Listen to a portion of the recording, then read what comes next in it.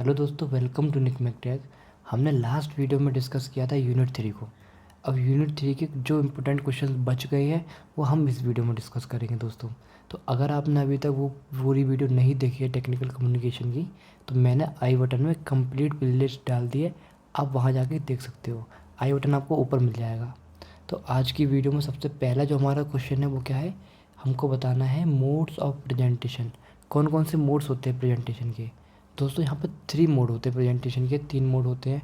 पहला oral presentation, दूसरा plenary presentation, third poster presentation. तो अगर हम बात करें ओरल प्रेजेंटेशन के अंदर, तो सिंपल ओरल प्रेजेंटेशन में हम लोग क्या करते हैं, हाँ आपने कंप्यूटर में माइक्रो पावर पॉइंट तो देखा होगा है ना, उसमें स्लाइड्स बनाते हैं हम लोग, कि बहुत सारी स्लाइड बनाते हैं, उसमें कंटेंट लिखते हैं अपना और स्लाइड्स बनाते हैं दोस्तों। तो जो स्लाइड जो बनाते हैं, जो भी हम कंटेंट उसमें लिखते हैं, तो उसमें फ़ॉन्ट साइज़ जो होना चाहिए हमारा मिनिमम 14 होना चाहिए। पहली बात आपको याद रखना है। दूसरा, अलग अलग सेपरेट स्लाइड होनी चाहिए, ठीक है। और द टाइम जो हमको दिया जाता है प्रेजेंटेशन का 15 मिनट दी जाती है, और जिसमें से 12 मिनट तो हमारी प्रेजेंटेशन की होती है और 3 मिनट हमको Q&A दिया जाता है। तो ये सब कौन से सॉफ्टवेयर के अंदर होता है, माइक्रोसॉफ्ट पावर पॉइंट के अंदर। तो ये सब क्राइटेरिया होता है ओरल प्रेजेंटेशन के अंदर हम लोग फॉलो करते हैं। अगर हम प्लेनरी प्रेजेंटेशन की बात करें तो दोस्तों, तो यहाँ पर लिखा हुआ है plenary presentation are an interactive skill based discussion, ठीक है। स्किल बेस्ड डिस्कशन होता है जिसमें आपको टाइम, जो ऑर्गेनाइजेशन कमेटी है जो आपको प्रेजेंटेशन देने वाला है, जिसने आपको रिकमेंड किया है कि आपको प्रेजेंटेशन देनी ही देनी है, जिसने आपको अलाउ किया है, ठीक है, तो वो कमेटी आपको 20 मिनट देते हैं इस प्रेजेंटेशन के अंदर, प्लेनरी प्रेजेंटेशन के अंदर, ठीक है। तो आपको क्या याद रखना है कि इंटरेक्टिव स्किल बेस्ड डिस्कशन होता है प्लेनरी के अंदर, और आपको यहाँ पर 20 मिनट मिलते हैं। अगर हम पोस्टर प्रेजेंटेशन की बात करें, तो ये हाईली स्किल्ड पीपल जो भी होते हैं हमारे, ठीक है, वो लोग करते हैं। इसमें क्या होता है कि interact face to face with people interest in our research. इसमें ना फेस टू फेस इंटरेक्ट करते हैं, कि सामने बंदे से सामने फेस टू फेस बातें करते हैं, ठीक है, फेस टू फेस प्रेजेंटेशन देते हैं। तो वही चीज़ यहाँ पर है। डिस्प्ले बोर्ड जो होता है हमारा पोस्टर का, कितना होना चाहिए, 90 सेंटीमीटर ऊंचा होना चाहिए और 60 सेंटीमीटर क्या वाइड चौड़ा होना चाहिए। तो our poster should include the abstract ID number, और हमारा पोस्टर के अंदर आईडी नंबर ज़रूर होना चाहिए, ठीक है। और our poster should be handled over the assigned organisation committee member the first day of the conference. जो भी हमारा कमेटी मेंबर है ना, जिसने ऑर्गेनाइज़ किया है, वो पहले ही दिन उसको दे दिया जाता है पोस्टर। तो ये क्या है, पोस्टर प्रेजेंटेशन होगी दोस्तों। एक सिंपल सा आपका फेस टू फेस पब्लिक को इंटरेस्ट, पता है, एक तरीके से क्या करते हैं, एक पोस्टर सा बैनर सा बना देते हैं, वो आपको कमेटी को देना होता है, तो वही कॉन्फ्रेंस में लगाया जाता है, ठीक है। तो ये था आपको मोड्स ऑफ प्रेजेंटेशन, आपको समझ आ गया होगा। सेकंड अगर हम बात करें, तो सेकंड हमारे पास क्वेश्चन क्या है कि what are the tips of overcome stage fear और स्टेज फाइट। तो ये अपने आप में इम्पोर्टेंट क्वेश्चन है कि आपको बताना है कि स्टेज पर जब तुम जाते हो, है ना, जब जाते हो तो स्पीच देते हो या फिर कोई भी प्रेजेंटेशन बता देते हो, तो वहाँ पर आपको किस तरीके से स्टेज का डर ना लगे, और है ना, तो उससे कैसे ओवरकम करोगे आप। है ना, स्टेज पे जब जाते हो तो डर सा लगता है, क्या नर्वसनेस फील होती है, उन सबको रिड्यूस किस तरीके से करोगे। तो इसमें कुछ टिप्स दे रखी हैं। अगर हम सबसे पहली टिप्स की बात करें दोस्तों, तो क्या है, shift the focus and fear to purpose such a contributing something the value to the audition. जो भी तुम्हारा फोकस है ना फियर का, अगर तुम डर रहे हो, तो आपको क्या करना है कि अपना वैल्यू ऐसा कुछ करना है कि आपकी बात जो भी तुम्हारा ऑडियंस वगैरह है उसके लिए वैल्यूबल बन जाए, उस पर सारा फोकस डालना है, ठीक है। अपना फोकस शिफ्ट कर देना है कहाँ पर, कि अपनी बात ऐसी बोलो कि ऑडियंस जो बैठी है उसके लिए वैल्यूबल हो वो कुछ ना कुछ, ठीक है। नेक्स्ट अगर पॉइंट की बात करें, तो स्टॉप स्कैरिंग, डरना बंद करो with thought about what might go wrong. जो भी गलत थॉट आ रहे हैं उनसे डरना बंद करो। Instead focus attention on thought and imagine that are calming and reducing. देखो, जो तुम्हारे डरावने थॉट आ रहे हैं तुम्हारे अंदर कि ऐसा हो जाएगा, वो हो जाएगा, मैं रुक गया, ये, तो इस तरीके थॉट ना, वो उसको सोचना बंद करो और अच्छे थॉट अपने अंदर लाओ, जिससे तुम्हें रिलैक्स फील हो, काल्म फील हो, ठीक है। और नेक्स्ट पॉइंट की अगर हम बात करें तो क्या है, refuse to think thought that create self doubt and low confident.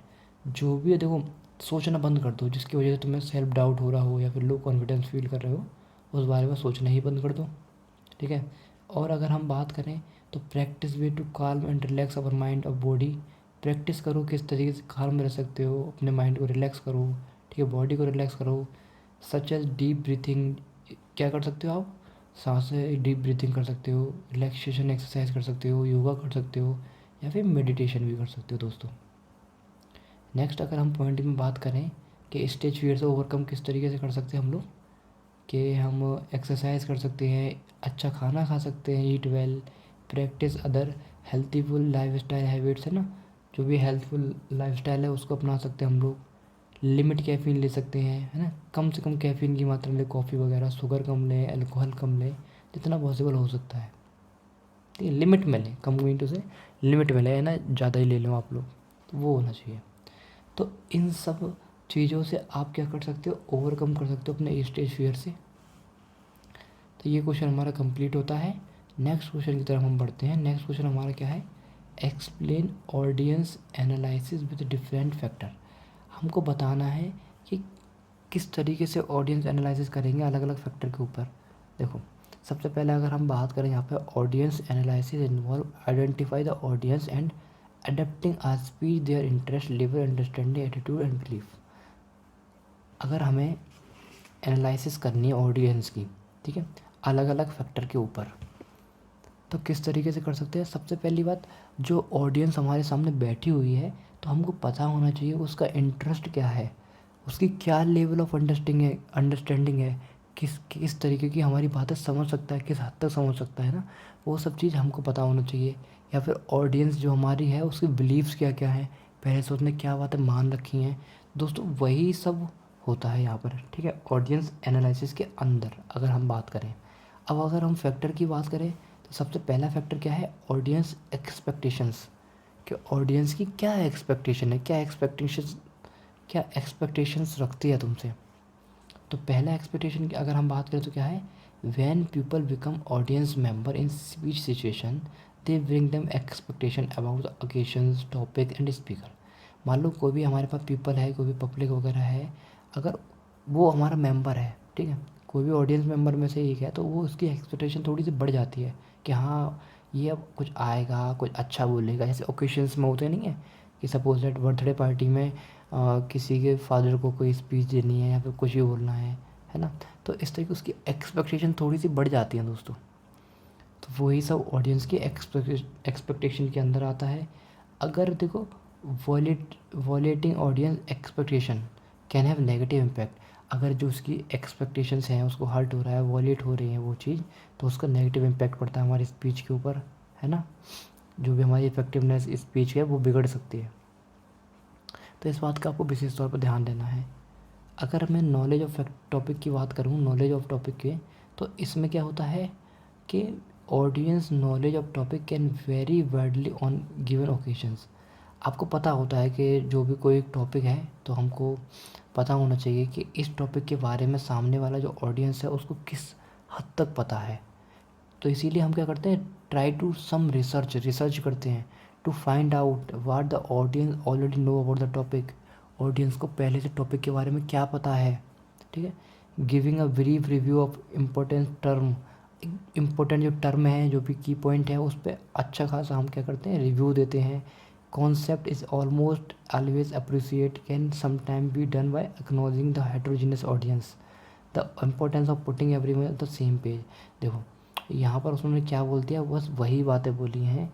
जो भी ऑडियंस है तुम्हारी, पहले उसको अच्छी तरीके से जानो, उसको टॉपिक के बारे में क्या पता है, और अगर पता भी है तो तुम्हारी स्पीच है जो भी आप देने वाले हो, ठीक है ना, तो उसमें आप इम्पोर्टेंट टर्म को लिखिए अच्छी तरीके से, है ना, उसको रिव्यू करें। अलग अलग ऑडियंस मिलेगी आपको, हाइड्रोजीनियस ऑडियंस, यानी कि अलग अलग टाइप की ऑडियंस मिलेगी।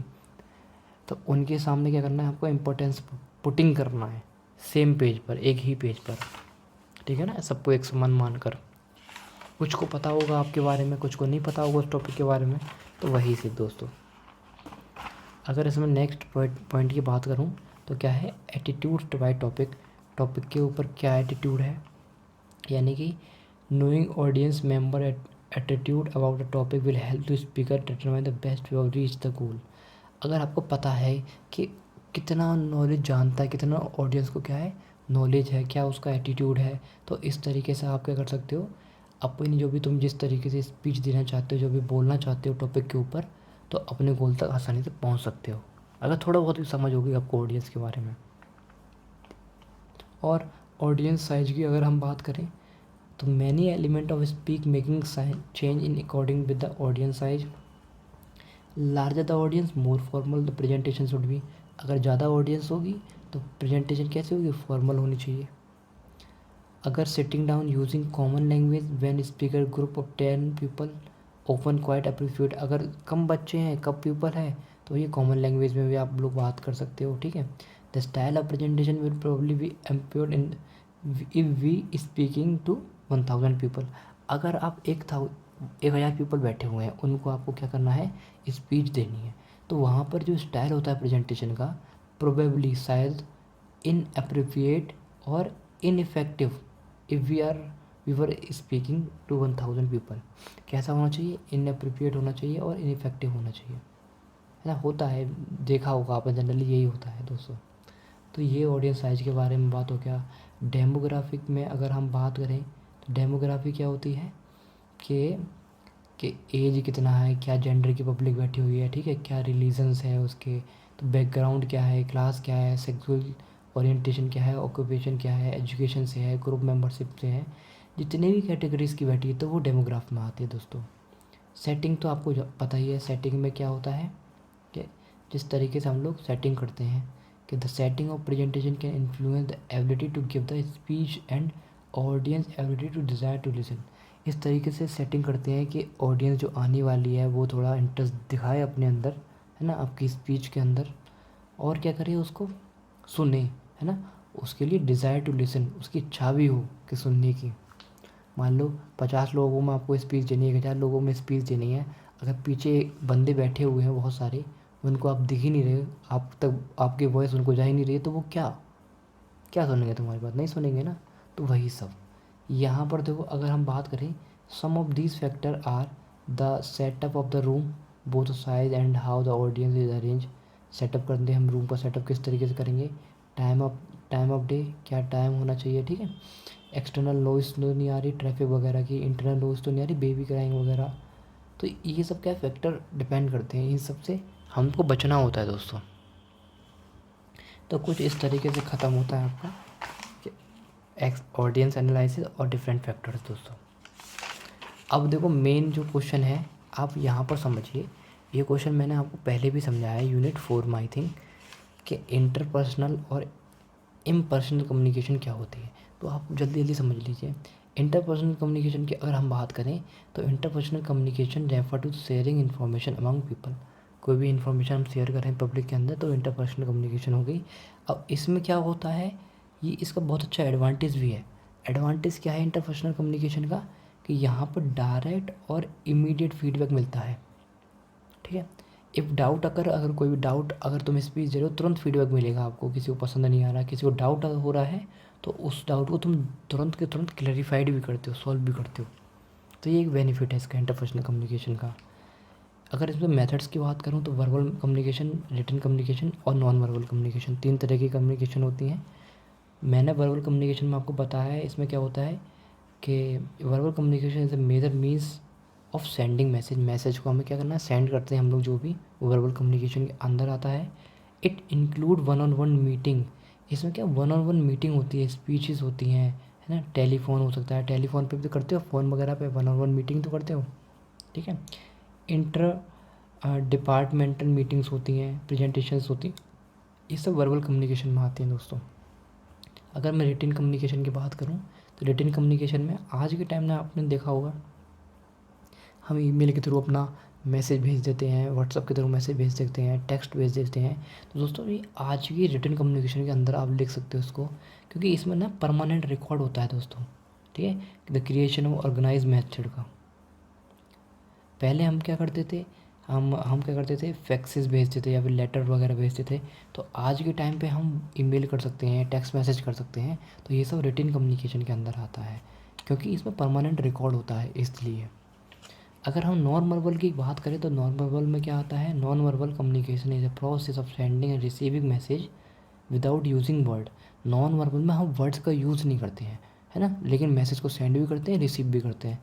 किससे रिसीव करते हैं, गेस्चर से, या फिर कोई भी एक्शन हो गया, फेशियल एक्सप्रेशन हो गया, बॉडी लैंग्वेज से, है ना, और अदर एक्सपेक्ट जो भी अपने फिजिकल अपीयरेंस में कोई भी एक्सपेक्ट होते हैं उससे।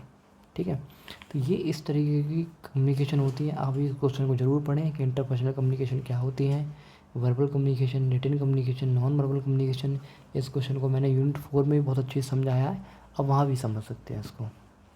तो इसमें सेकंड हम बात करें तो इम्पर्सनल कम्युनिकेशन क्या होते हैं, इसको भी देख लो कि impersonal communication is based on social role such as communication between a sale representative और पोटेंशियल कस्टमर, और सेल रिप्रेजेंटेटिव के बीच में कम्युनिकेशन हो रही है उसको इंटरपर्सनल कम्युनिकेशन बोलेंगे हम लोग। The manner of communication is informal, क्या मैनर होता है, इनफॉर्मल मैनर होता है। ठीक है, कवरिंग ओनली नेसेसरी टॉपिक्स, जिसमें हम कुछ जो ज़रूरी टॉपिक्स हैं उन्हीं को कवर करते हैं। नेक्स्ट अगर हम बात करें इसमें मेथड्स कौन कौन से होते हैं, मेमोस मेथड होता है, मेमोस, और लेटर का मेथड होता है।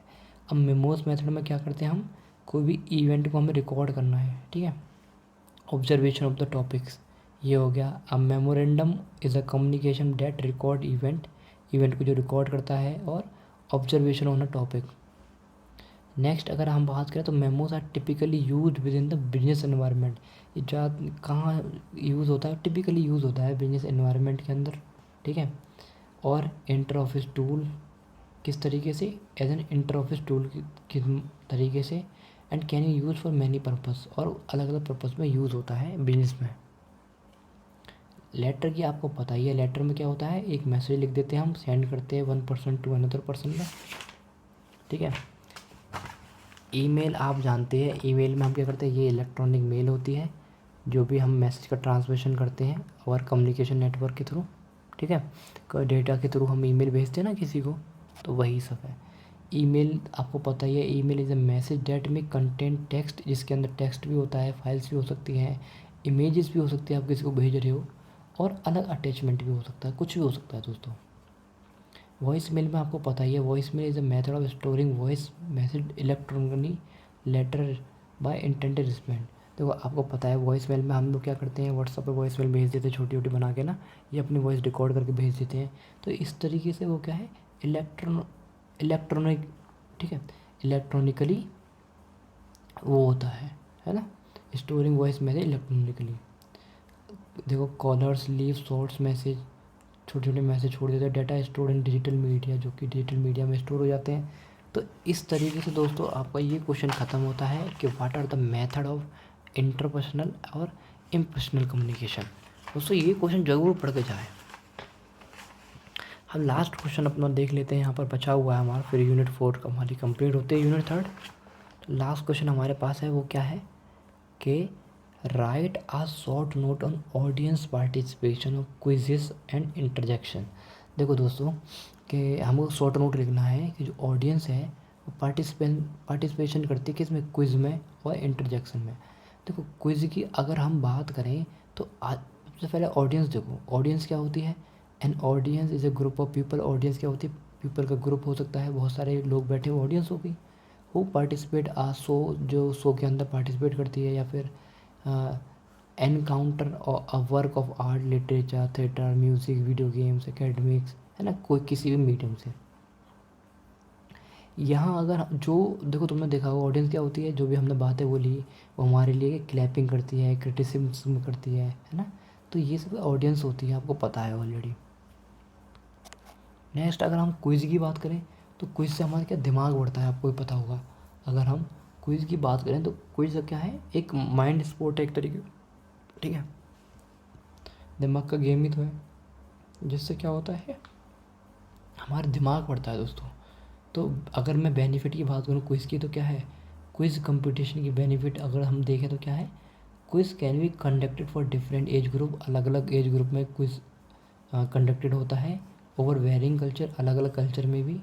Quiz improve our expanding one knowledge of the thing, है ना, हमारी नॉलेज को बढ़ाता है ना, और स्पेसिफिक एरिया भी बढ़ाता है। किस चीज़ का स्पेसिफिक एरिया, अपने नॉलेज का, ठीक है। Quiz are design to promote a fun way study, एक स्टडी करने का एक नया तरीका, फन वे में स्टडी करने का, इसलिए उसको इसको डिज़ाइन किया गया है। And is a process to help to improve one general knowledge, अपनी जनरल नॉलेज को बढ़ाने के लिए क्विज का इस्तेमाल करते हैं हम लोग, है ना। It help in the team building process, team building process में भी हेल्प करता है ये, ठीक है। It promote a healthy debate, healthy debate promote करता है अमंग पार्टिसिपेंट, जो भी पार्टिसिपेंट है, in order to learn from each other, एक दूसरे से लर्न सीखने के लिए। अगर मैं इंटरजेक्शन की बात करूँ दोस्तों, इंटरजेक्शन हम यूज़ करते हैं ग्रामर के अंदर। कैसे यूज़ करते हैं, देखो, an interjection is one of the 8 major parts of speech. कौन कौन से पार्ट्स होते हैं, वर्ब हो सकती है, नाउन का हो सकता है, प्रोनाउन होता है, एडजेक्टिव होते हैं, एडवर्ब होते हैं, प्रपोजिशंस होते हैं और कंजक्शंस। तो ये 8 जो हमारे होते हैं मेजर पार्ट स्पीच के अंदर, तो वो इंटरजेक्शन में आते हैं। जैसे इंटरजेक्शन की अगर हम बात करें, वाओ एंड आउच, है ना, only design to convey emotions exclamatory way, ठीक है। इमोशंस को कन्वे क्या कर रहा है, जैसे बोलते हैं ना, वाओ वो कितनी अच्छी है वो, है ना, वाओ, है ना। आउच किसी चुप जाता है, तो ये क्या है, एक इमोशंस को दर्शा रहे हैं ना। तो ये इंटरजेक्शंस हैं दोस्तों। और सैम्पल और interaction include words H R, कौन कौन से सैम्पल कौन कौन से हो सकते हैं, देखो, आहा हो सकता है, बो, कर्ड, ना, क्रूड, दंग, यूई, गोस, गुडनेस, गॉडनेस, है ना। तो ये क्या है, हमारे इंटरजेक्शंस हैं, वर्ड्स हैं इंटरजेक्शन के। तो आप ये फ्रेजेस भी हो सकते हैं, कुछ भी हो सकता है। तो आपको याद रखना है, दे एक्सप्रेस मीनिंग और फीलिंग इन अ वर्ड और टू, एक वर्ड में या फिर 2 वर्ड में यूज़ करते हैं हम लोग फीलिंग्स को एक्सप्रेस करने का। दोस्तों इसी तरीके से आपका इंटरजेक्शन ख़त्म होता है। तो अगर हमने, देखो, इस वीडियो में क्या देखा, इंटरजेक्शन देख लिया, है ना, क्विज़ेस के बारे में देख लिया, ये इंपॉर्टेंट क्वेश्चन देख लिया, इंटरपर्सनल और इनपर्सनल क्या होता है, ठीक है। और हमने क्या देख लिया, डिफरेंट फैक्टर देख लिए, ऑडियंस एनालिसिस देख ली। तो दोस्तों इसी तरीके से हमारी यूनिट 3 कंप्लीट होती है। तो अगर आपको ये वीडियो पसंद आई हो और हेल्पफुल लगी हो, तो आप इस वीडियो को लाइक करें और अपने दोस्तों के साथ शेयर भी करें। मिलते हैं नेक्स्ट वीडियो में, तब तक के लिए बाय, थैंक यू।